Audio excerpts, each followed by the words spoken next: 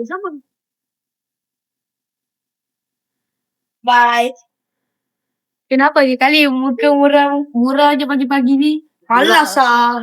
Udah tidur semua dah lupa dah ni S. Malas ah, penat.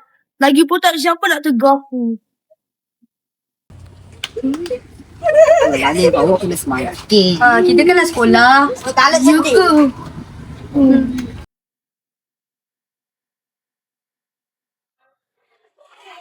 Okay, baik. Assalamualaikum.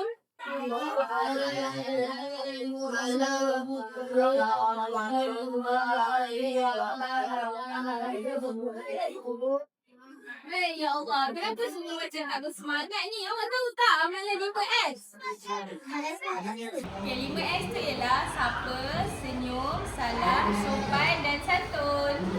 Amalan mudah tapi memberikan impak yang besar. Dia siapa? Hai, apa khabar? Contohnya kita senyum. Risalah Assalamualaikum atau salam sejahtera.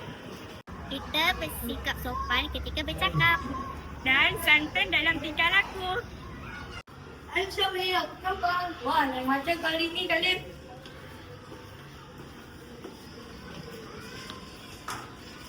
Apa dah tahu? Dia mengambarkan dulu. Jadi lebih ceria. Hubungan jadi lebih